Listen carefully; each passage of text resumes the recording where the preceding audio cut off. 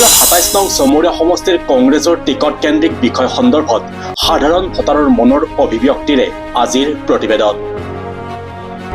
পূৰ্বৰ বোকো আৰু ছয়গাঁৱৰ বৃহৎ অঞ্চল সাঙুৰি নৱগঠিত 27 নং চমৰীয়া সমষ্টি। পূৰ্বে দুয়োটা সমষ্টিতে কংগ্ৰেছ দলক সমৰ্থন কৰা সংখ্যালঘু ভোটাৰ অধিক থকাত নিশ্চিতভাৱে কংগ্ৰেছ প্ৰাৰ্থীগৰাকী বিধায়ক হিচাপে নিৰ্বাচিত হৈ আহিছে। উল্লেখ্য যে বোকো সমষ্টি দীৰ্ঘদিন অনুসূচিত জাতিৰ বাবে সংৰক্ষিত হোৱাৰ বাবে সাধাৰণ শ্ৰেণীৰ লোক নিৰ্বাচনত অৱতীৰ্ণ হোৱাৰ পৰা বঞ্চিত হ'বলগীয়া হৈছে।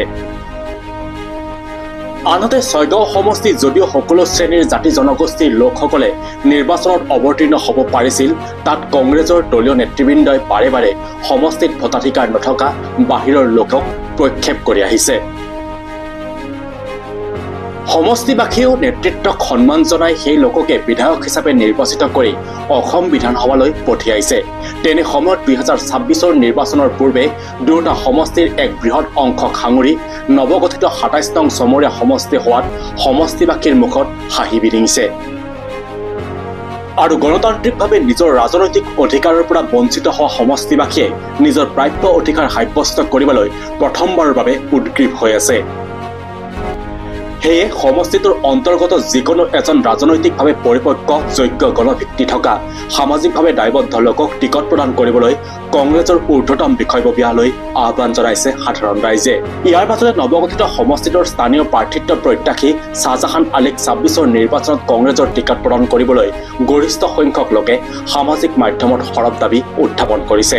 টিকট প্ৰত্যাশী শ্বাহজাহান আলী 1996 চনৰ পৰা কংগ্ৰেছৰ ৰাজনীতিত সক্ৰিয়ভাৱে যোগদান কৰি প্ৰয়াত মুখ্যমন্ত্ৰী তৰুণ গগৈৰ অতি বিশ্বস্ত আৰু ঘনিষ্ঠভাৱে সমষ্টিটোৰ উন্নয়নমূলক কাম কাজ কৰাৰ যথেষ্ট উদাহৰণ আছে। ইমানেই নহয়, চৰাঞ্চলৰ ৰাইজৰ প্ৰতিটো সমস্যাৰাজি গুৰুত্ব সহকাৰে লৈ বলিষ্ঠ পদক্ষেপেৰে সমাধান কৰি অঞ্চলবাসীৰ হৃদয় জিনিবলৈ সক্ষম হৈছে শ্বাহজাহান আলীয়ে। বিগত দিনবোৰত শ্বাহজাহান আলীৰ এইসমূহ কৰ্মৰাজিয়ে কংগ্ৰেছৰ দলীয় টিকটত সন্তলি টোপামাৰ জিলা পৰিষদ সমষ্টিত অসমৰ ভিতৰত সৰ্বাধিক ভোটত জয়ী হৈ পূৰ্বে 3বাৰকৈ অভিলেখ সৃষ্টিৰে জিলা পৰিষদৰ সদস্য হিচাপে নিৰ্বাচিত হৈছিল। ইয়াৰ উপৰিও একাধিকবাৰ প্ৰদেশ যুৱ কংগ্ৰেছৰ সাধাৰণ সম্পাদক পদ অলংকৃত কৰিছে শ্বাহজাহান আলীয়ে। আৰু পৰৱৰ্তী সময়ত ব্লক কংগ্ৰেছ, জিলা কংগ্ৰেছ, প্ৰদেশ কংগ্ৰেছৰ বিভিন্ন পদত থাকি কংগ্ৰেছৰ এজন নিষ্ঠাবান সৈনিক হিচাপে কাম কৰি আহিছে শ্বাহজাহান আলীয়ে। অসমত বিজেপিৰ আগ্ৰাসন আৰু কংগ্ৰেছৰ দুদিনৰ সময়ত শ্বাহজাহান আলীৰ বলিষ্ঠ নেতৃত্বত বোকো সমষ্টিত কংগ্ৰেছৰ বিধায়ক হিচাপে নিৰ্বাচিত হৈ আহিছে। মুঠতে পূৰ্বৰ বোকো সমষ্টিত কংগ্ৰেছৰ ৰাজনীতিত শ্বাহজাহান আলীৰ আছে যথেষ্ট অৱদান। উল্লেখ্য, অনুসূচিত জাতিৰ বাবে সংৰক্ষিত আসন হোৱাৰ বাবে লোকজন নিৰ্বাচনত অৱতীৰ্ণ হোৱাৰ পৰা বিৰত থাকিবলগীয়া হৈছে। ৰাইজৰ অতি জনপ্ৰিয় লোক হোৱা স্বত্বেও কেৱল মাত্ৰ সমষ্টি আৰু ৰাইজৰ স্বাৰ্থত অন্য কোনো সমষ্টিলৈ থাপনি মেলা নাছিল লোকজনে। 2026 অসম বিধানসভাৰ নিৰ্বাচনত নৱগঠিত 27 নং চমৰীয়া সমষ্টি হিচাপে পৃথক সমষ্টি হোৱাত সমষ্টিৰ ভোটাৰ ৰাইজৰ সমানে সন্তুষ্টি লাভ কৰি আগন্তুক নিৰ্বাচনত অৱতীৰ্ণ হ'ব পৰাকৈ দলীয় টিকটৰ প্ৰত্যাশা কৰি ৰাইজৰ সহযোগত দলীয় কাম কাজত নিজকে নিয়োজিত কৰি ৰাখিছে।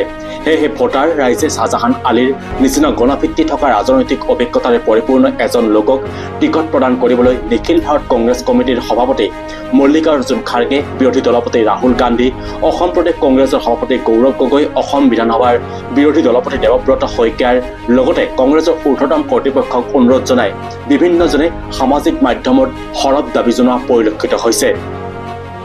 লগতে শ্বাহজাহান আলীক টিকট প্ৰদান কৰিলে 100% জয়ী হোৱাৰ নিশ্চয়তা প্ৰদান কৰিছে নেটিজনে। News desk report, Assam local news.